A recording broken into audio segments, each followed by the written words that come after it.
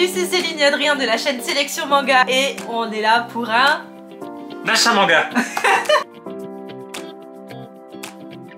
Lors de nos différents petits périples, notamment à Metz, on a trouvé plein de trucs. Tu veux commencer? Ouais, plein de trucs. Je trouve qu'on a été raisonnable sur celui-là. Bah surtout toi.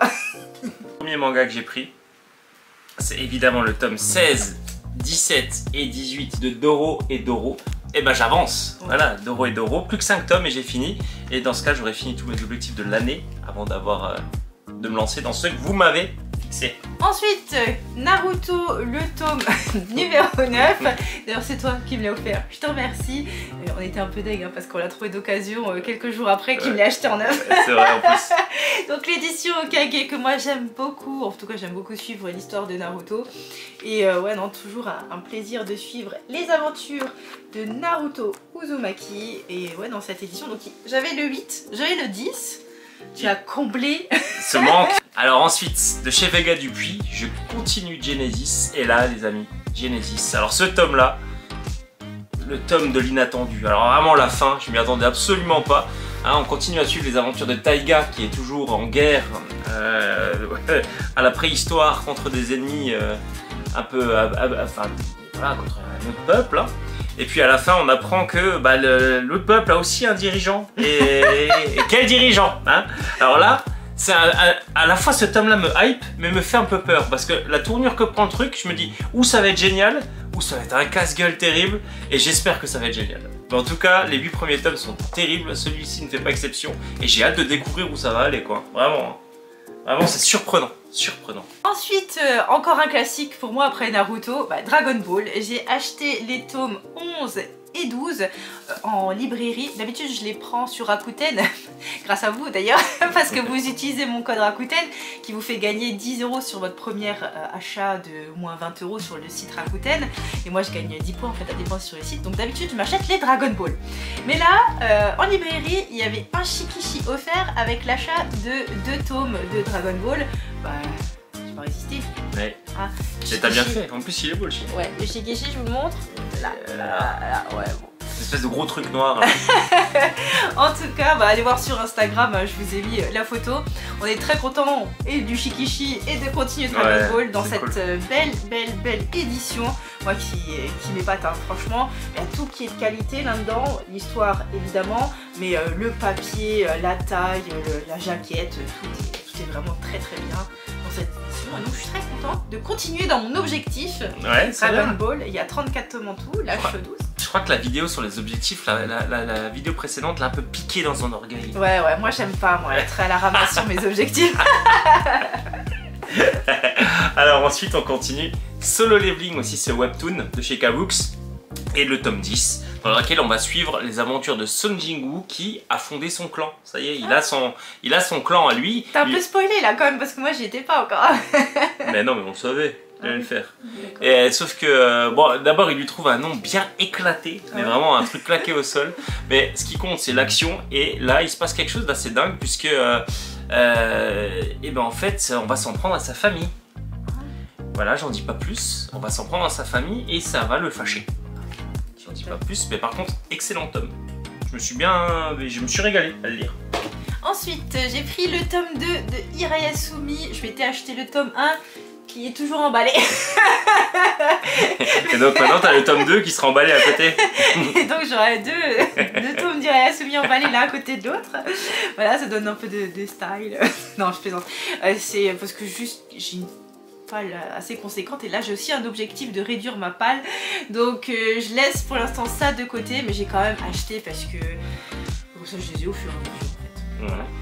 Et donc c'est un truc, enfin c'est une histoire tranche de vie où on suit un homme qui a hérité d'une maison, va vivre là-bas dans le quartier de Tokyo. Je ne peux pas vous en dire plus pour l'instant. Alors ensuite, on continue aussi les aventures de la famille Moriarty avec le tome 15. Donc je ne l'ai pas encore lu, je peux pas trop vous dire ce qui s'y passe, mais je prends toujours un plaisir un peu à lire cette série, puisque c'est une série qui est plutôt plaisante à lire. Justement, on y voit des gens bien éduqués qui font des complots un peu, des fois un peu tirés par les cheveux, mais des trucs qui sortent un peu de l'ordinaire.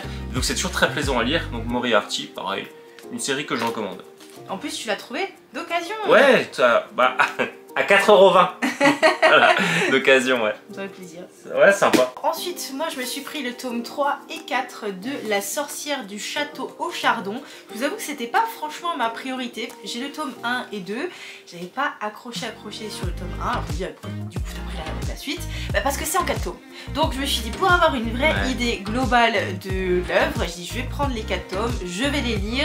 Et puis comme ça, je saurai si c'est vraiment bien ou pas. Parce que parfois, je me laisse un peu, disons, comment dire, tromper par juste un tome, un premier tome. Parfois, c'est vrai qu'il faut éviter de faire ça, ouais. Et je me suis dit, bah, il y a 4 tomes en tout, je vais lire la série complète. L'histoire d'une sorcière en Écosse qui va recueillir un jeune garçon pour lui apprendre. J'ai pas compris en fait. Au tome numéro 1, il faut que je le relise aussi parce que ça fait un petit moment que je l'ai lu. Mais voilà, en tout cas, j'ai complété ma série, j'en suis très contente. Du même auteur que Ocean Rush, en ce moment, on entend beaucoup parler. On va voir si c'est bien ou si c'est pas bien. D'ailleurs, en parlant de série où il ne faut pas s'arrêter au tome 1, je pense que Shut Elle, ça en fait tout à fait partie. C'est une série qui est très particulière. Hein, on va suivre un peu une guerre dans une guerre entre les Mongols et puis les Chinois. Hein, et puis il se passe plein de choses, il y a des écrits sacrés, il y a un guerrier qui est surpuissant, qui a un rival qui l'est tout autant, enfin vraiment. Et là, ce tome-là, eh ben, c'est pareil, c'est-à-dire que c'est un peu une cacophonie. J'ai pas tout bien compris, mais par contre j'aime bien, c'est ça qui est bizarre. Hein, c'est une constante quand même, on comprend pas tout. Ouais, mais là vraiment, j'ai pas tout compris. À un moment, il y a un twist, j'ai pas trop compris pourquoi c'est maintenant. Alors, bref, mais par contre, ça se lit bien. Voilà, c'est plaisant. Je vais continuer Shuttle, mais ouais, c'est pas la série que je préfère, mais par contre, c'est plaisant à lire. Voilà. Alors je suis très contente parce que j'ai fait une petite trouvaille d'occasion quand on était allé se promener à Metz. Et j'ai trouvé les 5 tomes, donc l'intégrale de Swimming Ace, un shonen sur la natation. Et j'avais vraiment beaucoup aimé le tome 1 que j'ai déjà, donc je l'ai en double, hein, le tome 1, mais ils vendaient le lot donc j'avais pas trop le choix. Et c'était 23 €, je trouvais que c'était quand même tout à fait raisonnable pour les 5 tomes. Je sais pas quoi vous dire d'autre sur cette série à part que ça traite de natation, que les personnages sont très sympas, c'est frais et j'ai hâte, enfin c'est frais, c'est en plus cette saison. C'est humide. Cette saison donc je vais lire ça avec grand plaisir. Je suis contente d'avoir trouvé l'intégrale en plus à un très bon prix. Je vous en ferai un retour en temps voulu. Donc voilà, j'ai complété les Swimming Ace. Très contente. Alors au rayon des nouveautés aussi ce mois-ci, on a pris Red Flower. Voilà, édité par Glénat, qui est un manga français dans lequel on va suivre en fait les aventures de Kelly, qui est un jeune adolescent dans une tribu qui va tout faire pour devenir un homme et passer le rite initiatique pour devenir un homme, avec plein de rebondissements, que ce soit avec ses amis ou sa famille. Un excellent titre, vraiment, je suis curieux de découvrir le tome 2, je vous recommande la lecture de ce titre-là, donc allez vite le chercher. Et enfin, je termine mes achats manga avec Escale à Yokohama, que j'ai trouvé d'occasion aussi au même endroit où j'ai trouvé les Swimming Ace. On m'a beaucoup recommandé ce titre, Tranche de vie, parce que c'est un genre que moi j'aime bien dans le manga. Donc ça parle d'Alpha, un robot qui dirige un café dans la campagne.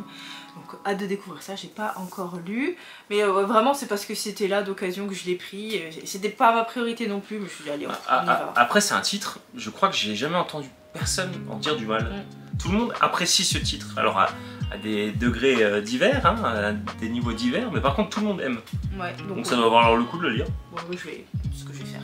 Ouais, bah ouais, t'as bien raison, je me laisserai peut-être tenter aussi. Alors ensuite, pour continuer, toujours, tome 2 de Boko Stratège, un excellent titre aussi. Hein. Alors là, ce tome 2 est un peu particulier parce que c'est pas uniquement de la bagarre. Alors évidemment, il y en a, mais on va également en apprendre plus sur le personnage de Kerry, hein, qui est là pour défendre une cité. Et on va en apprendre un peu plus sur sa vie, sur d'où il vient, sur ce qu'il fait et sur ce qu'il veut faire surtout. Et j'ai trouvé ça super. Il y a de la stratégie militaire, il y a de la bagarre, il y a un peu de sentiments, il y a vraiment un titre qui se lit très bien, avec des dessins que moi j'aime toujours autant, quoi. C'est un style un peu différent. Voilà, mais moi j'adore ce dessin. Et donc le tome 2 sur 6, j'ai hâte de lire le suivant aussi. Vraiment, on a fait beaucoup de bonnes lectures. Hein.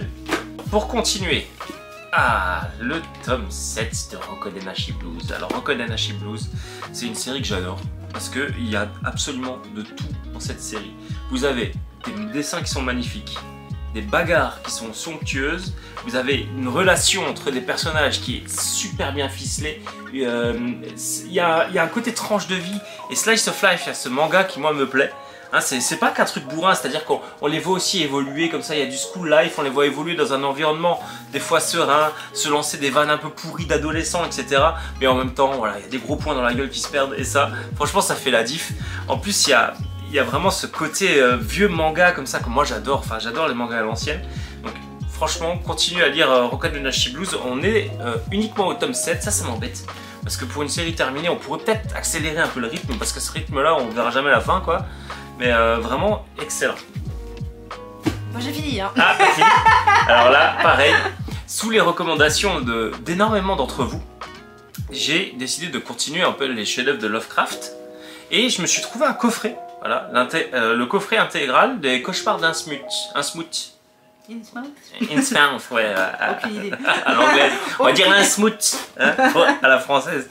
Donc le coffret, j'ai évidemment lu déjà les deux mangas et c'est excellent. Je crois que j'ai encore préféré celui-ci aux Montagnes Hallucinées parce que là vous avez une ambiance mais qui est malsaine, qui est oppressante. À un moment, on suit le héros. Alors, juste pour faire simple histoire, vous avez un jeune homme de 18 ans qui, pour son anniversaire, décide de faire un voyage un peu sur les origines de sa mère, de son père, etc. Un truc pour faire un peu de généalogie, on va dire.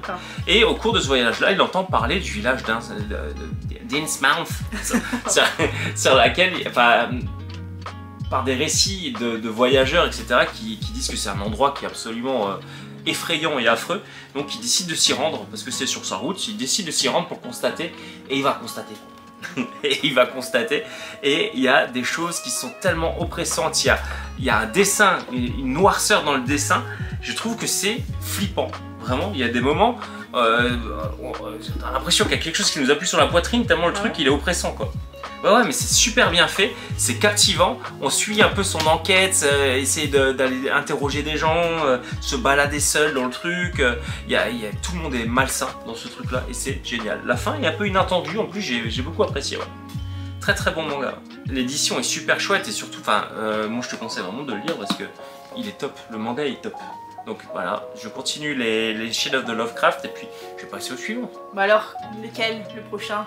C'est vous? Ouais, du coup, alors j'ai eu pas mal déjà de retours sur lequel je vais lire après, mais ouais, je pense que ça va être le truc de Cthulhu là.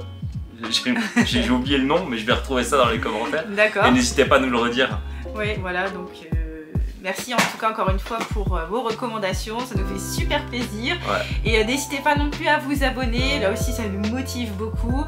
Et on vous dit à bientôt pour la prochaine vidéo. Allez, salut. Salut.